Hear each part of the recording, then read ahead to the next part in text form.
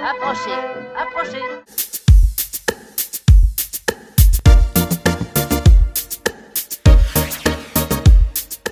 Bonsoir Benoît. Bonsoir, je suis ravi de te retrouver, parce qu'on se connaît un peu et c'est chouette d'être là ce soir. On a le cœur qui commence à battre là, parce que pour dire la vérité, il est 20h, donc on est à 1h30 près du début du spectacle. Donc là, il y a la petite mécanique qui s'est mise en marche quand même. Alors moi je suis particulièrement ému, parce que j'ai déjà vu la pièce, Je sais, que j'adore. je sais, tu en parles très joliment. Et je trouve que la jouer sous les étoiles de Ramatuel, c'est vraiment pour moi, de voir ça ce soir, c'est magnifique.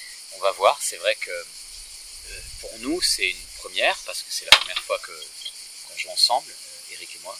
Donc on va vraiment vivre une première à cet égard-là, une première aussi à Ramatuel. Donc ce soir c'est une représentation qui sera par définition un peu exceptionnelle à plein d'égards. Donc j'espère que, voilà, que ça va être chouette. J'ai une question à vous poser, comment vous est venue l'idée de la machine de Turing? Parce que j'ai lu en fait que vous travailliez sur un autre sujet au départ. Alors voilà, j'écrivais à l'époque, là on était en 2008, Oui. donc il y a plus de 10 ans maintenant, je travaillais sur une autre pièce dans laquelle il y avait une histoire de pommes. Et j'étais dans un dîner chez Agnès Jaoui, pour dire les choses. Et ça l'amuse quand j'en parle. Et à un moment, elle est allée à la cuisine faire un truc, et moi j'ai juste allumé l'encyclopédie libre en ligne, Ouais. un truc qui s'appelle Wikipédia, et j'ai tapé symbolique de la pomme, et je suis tombé sur une page internet où il y avait Newton, Adam et Ève, Blanche-Neige, tous les trucs qui ont rapport à une pomme, les logos d'Apple, et il y avait un renvoi vers un nom, le nom d'un homme que je ne connaissais pas, et c'était Alan Turing. Et je me dis, mais qui est ce Alan Turing? Quel rapport a-t-il avec les pommes?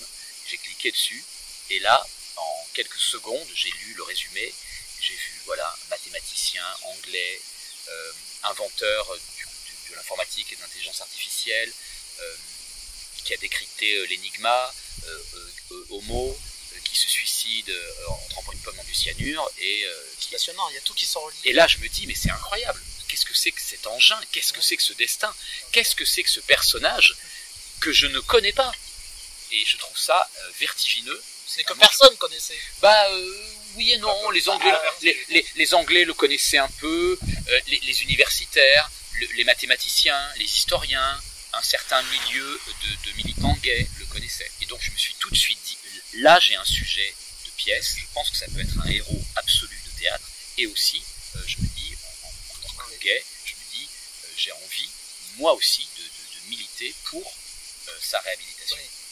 Quel sujet magnifique. Et alors moi je voulais vous demander, Eric, je trouve votre personnage hyper intéressant. Vous, je ne vous connais pas encore sur scène, puisque je vais vous découvrir ce soir. Mais parce que vous êtes un peu celui qui bouscule les secrets et bouscule une vie en fait. Ces trois personnages font évoluer Alan Turing. Ouais. Vont être des déclencheurs pour lui aussi. Ouais. C'est ça qui est beau, c'est-à-dire que c'est le fil conducteur de l'histoire est Turing, mais il y a des choses qui font avancer Oui. une histoire. Oui. Et ces choses-là, c'est ces trois personnages qui sont autour d'Alan Turing, Ok. qui ont chacun leur colère. Il y a trois colères vraiment très différentes.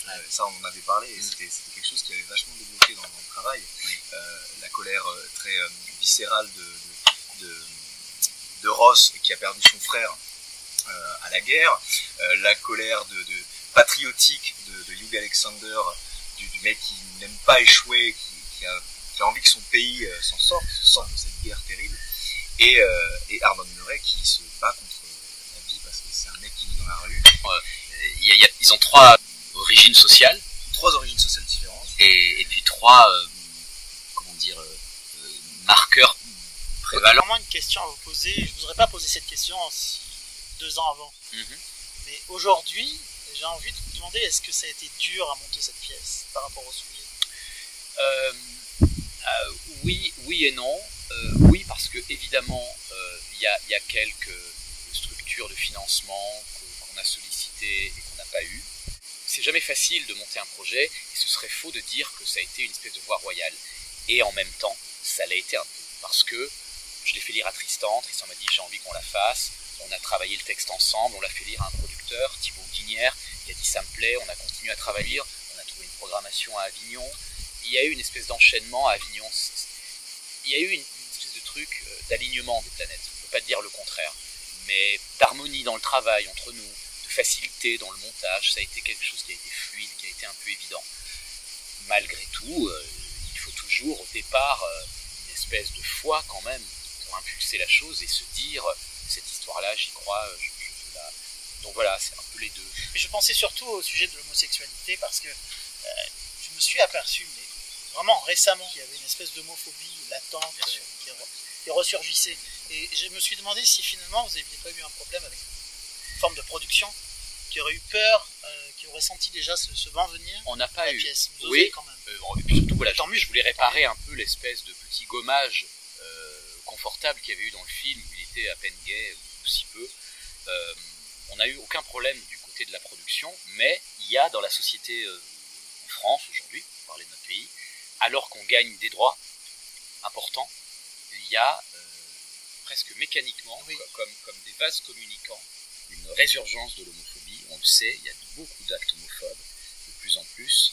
Donc, nous, quand on joue la pièce, on le fait pour des publics scolaires, des jeunes, des ados, des collèges et des lycées, et parfois même issus de quartiers où l'homophobie est forte. Oui. On a vraiment là le sentiment de faire un travail pédagogique. Indispensable. Oui, hyper important. Et comme la pièce, comme ce destin est fort et marque les consciences et bouscule un peu les certitudes, on sent que des ados sont bougés et même des adultes, puisque bon, une anecdote que j'ai racontée 100 fois, mais il n'en reste pas moins qu'un jour un père de famille est venu me voir en larmes en me disant je pensais voir une pièce sur la guerre, je savais pas que c'était une pièce sur l'homosexualité, j'ai foutu mon fils à la porte parce que l'homosexualité c'est pas mon truc, votre pièce m'a renversé, je vais rappeler mon fils. Incroyable. Voilà. Donc là on se dit que quand ce jour-là, ça remonte à la dernière réunion, je me suis dit voilà, là on réhabilite bien sûr Turing, mais aussi on parle aujourd'hui, au présent, aux consciences des gens, et on essaie. Peut-être que certains ça les change pas, mais certains ça les touche. Et toute forme de différence.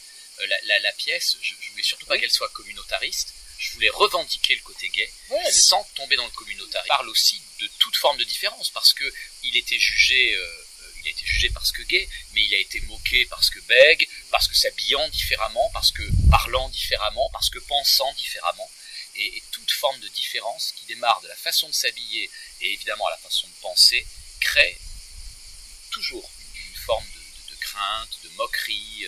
Et les salles sont combles. Oui, c'est complet. À Paris, c'est complet. Et à Avignon aussi, c'était comble. À Avignon, ça a été complet. Et sur la tournée, il y a déjà des dates, beaucoup de dates. Voilà, ce message, il passe, il infuse. Et ça, c'est la plus belle chose qui soit. J'ai adoré le tout début de la pièce.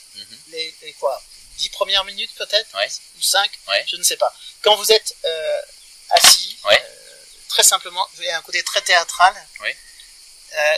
Je voulais savoir est-ce que c'était écrit de cette façon-là? Il y a eu plein de grandes idées de Benoît, mais la grande idée de Benoît, dramaturgique et d'écriture, c'est sur ce personnage qu'il soit à la fois narrateur et qui revive sa vie, et qui nous parle directement et qui vive sa vie en même temps. Et ça, c'était dès le départ, c'était écrit dès le départ.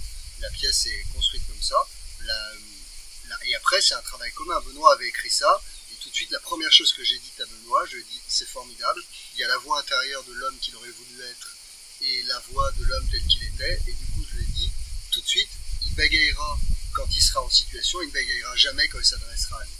Benoît a un très grand sens du théâtre, il a senti ça tout de suite. Et en fait, ça donne beaucoup d'empathie, au personnage, beaucoup de complicité entre les spectateurs et le personnage. Et je lui ai toujours dit dès le début, dès la première répétition, je me souviens, il dit il faut que tu nous parles comme un ami et que tu nous dises, et je lui dis il arrive, il va croquer cette pomme et il se dit c'est quand même dommage, j'ai quand même une vie assez extraordinaire, faut que je vous la raconte. J'ai vraiment été accroché dès les 10 premières minutes grâce à ça justement. J'ai trouvé ça fantastique. Et le passage où d'un coup, je sais plus si vous vous levez ou pas, mais le moment où vous vous levez puis vous commencez dans l'histoire, en bégayant, en changeant tout à fait de personnalité. Ça commence par ce interrogatoire. Voilà. Et là, moi, je suis rentré dedans. Et je vous ai plus quitté jusqu'à la fin du spectacle. Je vous laisse tranquille. Allez, ça te va? Et je voulais savoir à quel moment vous êtes arrivé dans cette aventure. Très tôt, j'ai été la première deuxième personne à lire le texte, parce que on était sur une aventure, une très belle aventure aussi qu'on a faite ensemble avant, je crois que vous avez vu, qui était Rupture à domicile, que j'adore. Et Benoît, on était au Splendide, quand on l'a repris au Splendide, c'était sur la fin de l'exploitation. J'ai pu lui donner des axes de dramaturgie, de retravail, voilà. Et j'ai pu créer ma mise en scène presque en direct avec lui et lui demander d'adapter le texte, voilà, lui donnant quelques idées, est-ce que tu penses qu'on peut pousser ça dans ton texte? Et il m'a fait confiance, et on a avancé ensemble, et qu'elle soit le plus théâtrale possible et qu'elle serve au maximum le propos. Donc j'ai été là dès le début. Ouais. Je trouve que je l'ai écrit d'ailleurs, pour moi vous êtes en train de créer un nouvel art théâtral, le comique intelligent, fin et raffiné. Il y a d'autres auteurs comme ça qui font ça, mais en tout cas je mets vraiment le spectateur au centre de mon travail. J'essaie toujours de le prendre pour quelqu'un d'intelligent. Aujourd'hui, un spectateur de théâtre, c'est aussi un spectateur de cinéma, de série, de télévision, et il a une espèce de bibliothèque naturelle. Et donc moi je prends ça en compte, que dans le spectateur il y a acteur, et que si je ne veux jamais lui donner du pré-mâché, du papier mâché complètement et du rire en boîte, je veux toujours qu'il ait une part de travail. Et si ce qui peut caractériser mon travail et mon écriture, et même mes choix de mise en scène, c'est la situation dramatique.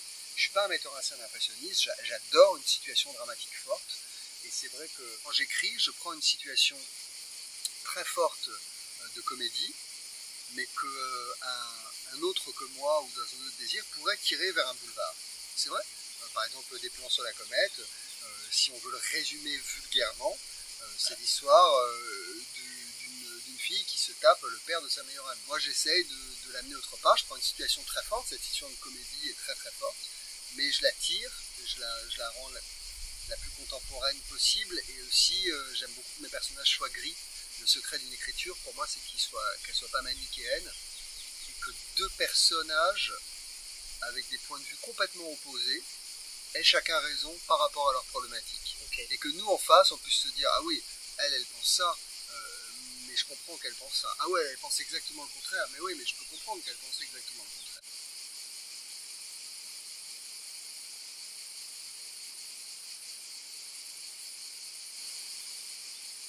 J'ai vu Des plans sur la comète, ouais, que j'ai beaucoup aimé. J'ai eu la sensation que vous étiez vraiment fait plaisir. Parce que les portes claquent, l'humour est fuselé, mais vraiment, j'étais mort de rire en fait, par un moment. Et à côté de ça, on apprend plein de choses. Et il y a aussi beaucoup d'émotions. Les personnages sont très émouvants. Ah oui, moi j'aime ça. Il n'y a rien de plus réussi pour moi qu'une pièce que quand j'arrive à avoir des rires au milieu d'une grande scène d'émotion. Je crois vraiment à ça. La vie est comme ça. Et le rire, les pleurs sont des sentiments qui ne sont pas antagonistes du tout pour moi. Et c'est pas parce qu'on fait une comédie qu'on ne peut pas être ému à l'intérieur d'une comédie. Et là, c'est vraiment moi ma référence sur les grands auteurs anglais. C'est la comédie à l'anglais. Et on sent vraiment le respect pour la comédie, parce que c'est un art, la comédie. C'est pour ça que souvent les grands acteurs comiques sont payés très cher.